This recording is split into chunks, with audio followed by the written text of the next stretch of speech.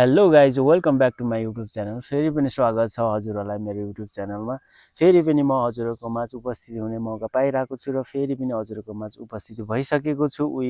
चाउरी परेको गाला हैन, गालाभरि पिम्पल बोकेर फेरि पनि हजुरहरूको माझ उपस्थिति भइसकेको छु।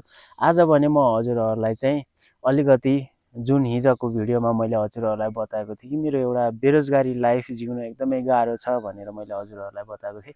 आज फेरि पनि त्यही बेरोजगारी लाइफको बारेमा केही खण्डन गर्ने लागि हजुरहरूको माझ उपस्थित भइसकेको छु। भिडियोलाई चाहिँ अन्तिमसम्म हेरेर साथ दिन सक्नुहुन्छ हजुरहरूले चाहिँ। यदि भिडियो मन पर्यो भने चाहिँ हजुरहरूले चाहिँ लाइक कमेन्ट सेयर सब्सक्राइब गरेर चाहिँ आउन सक्नुहुन्छ। फेरि पनि हजुरहरूको माझ आइसकेको छु। ढिला नगरी म चाहिँ हजुरहरूलाई चाहिँ भिडियोतिर लैजान चाहन्छु। यो भनेको चाहिँ मेरो बाहिर घरभन्दा बाहिरको ब्याकग्राउन्ड हो हजुरहरू। अच्छा ठीक है समझ गया।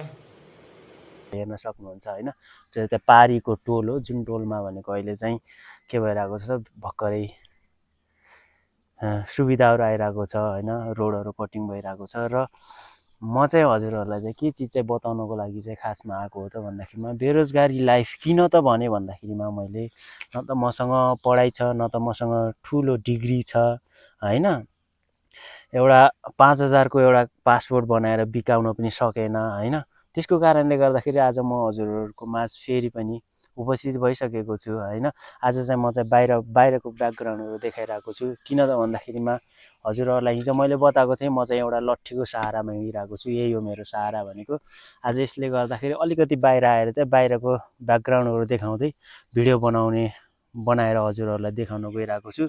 जुन भनेको चाहिँ मेरो लाइफ चाहिँ एकदमै खडुस छ है। हेर्नुहोस् न हिजो भर्खरै मैले हजुरहरूलाई बताएको थिएँ, हिजोको भिडियोमा मैले हजुरलाई सुनाएको थिएँ कि मेरो लाइफ एकदमै खडुस छ हैन, एकदम बेरोजगारी एउटा खाली बोतल छ मेरो जिन्दगी भनेर हजुरहरूलाई बताएको थिएँ।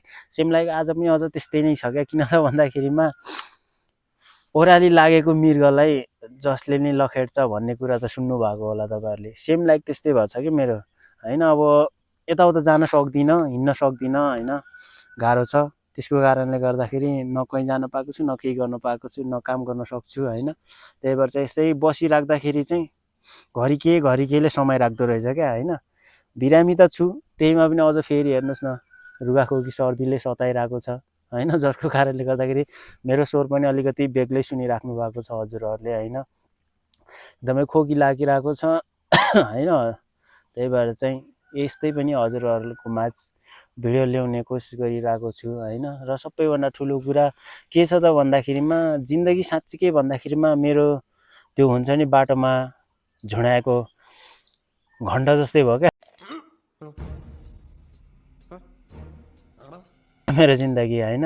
अब एउटा मन्दिरमा झुडाएको घण्ट भए त अब पुजारी बाले चलाउँथ्यो होला, बजाउँथ्यो होला बेला बेलामा हैन, समय समयमा चलाउँथ्यो होला। तर बाटोमा राखिएको घन्टी या टङ्गाएको घन्टी जुन ठाउँमा भनेको अलिकति भनौँ न दै देवताहरू छन् है भन्ने तरिकाले राखेको घण्टमा चाहिँ के हुन्छ त, अर्को आउँछ अर्कोले पनि ट्वाङ बजाएर जान्छ, ट्वाङ ट्वाङ बज्दा बज्दा फेरि अर्को आउँछ अर्कोले पनि ड्वाङ बजाएर जान्छ, अर्को आउँछ अर्कोले पनि आएर ड्वाङ बजाउँछ।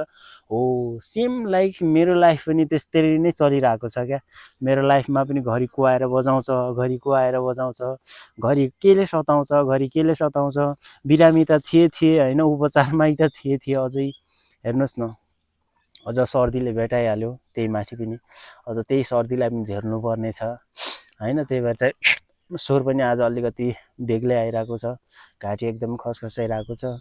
के गर्नु अब बेरोजगारी जिन्दगी यस्तै छ हैन। यो जिन्दगीलाई चाहिँ अलिकति सहज बनाउन, सहजभन्दा अलिकति माथि उकास्न सकिरहेको छैन। त्यहीको कारणले गर्दाखेरिमा के गर्नु साथीहरू, हजुरहरूकै साथ सपोर्ट चाहिरहेको छ। हजुरहरूले सपोर्ट गर्नुभयो भने चाहिँ पक्कै पनि डेफिनेटली केही न केही गर्न सकिन्छ होला। किन त भन्दाखेरिमा मैले हेरिरहेको हुन्छु हैन सोसियल मिडियाबाट मान्छेले यस्तो गर्यो उस्तो गर्यो, हो मलाई त्यहाँसम्म पुग्नु त छैन तर पनि हैन म एउटा हिँड्न सक्दैन, नसकेको कारणले गर्दाखेरि अलिकति केही चिज गर्न सक्यो भने चाहिँ अलिकति बेटर हुन्छ कि भन्ने एउटा सोचले भिडियोहरू बनाइरहेको छु।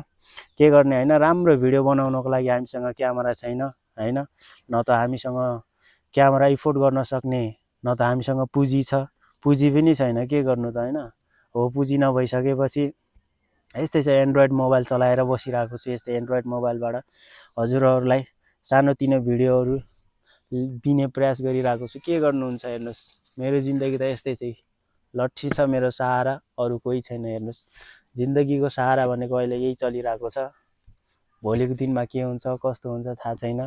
त्यही भएर चाहिँ हजुरहरूले चाहिँ सपोर्ट गर्नु पऱ्यो गाइज होइन। हजुरहरूले सपोर्ट गर्नुभयो भने पक्कै पनि केही न केही चिज गर्न सकिन्छ होला।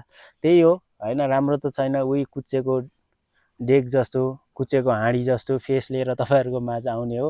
हजुरहरूलाई चाहिँ मनपर्छ भने चाहिँ पक्कै पनि लाइक कमेन्ट सेयर सब्सक्राइब गरेर चाहिँ आउनु होला भन्न चाहन्छु। किन त भन्दाखेरिमा हजुरहरूकै सपोर्टको कारणले गर्दाखेरि जो पनि अगाडि बढ्न सकिने हो। त्यही भएर चाहिँ मलाई चाहिँ हजुरहरूको सपोर्ट चाहिन्छ। त्यही भएर चाहिँ यति नै भन्न चाहन्छु। हजुरहरूको माझ यही सानो भिडियो लिएर आएको छु। हजुरहरूलाई मन पर्यो भने पक्कै पनि सब्सक्राइब गरेर ब्ल्याक एन्डमा टच गरी अल गरी आउन सक्नुहुन्छ। Thank you so much. यति नै भन्न चाहन्छु। अब भोलिको भिडियोमा भेटौँला भन्दै अहिलेलाई bye bye, love you all.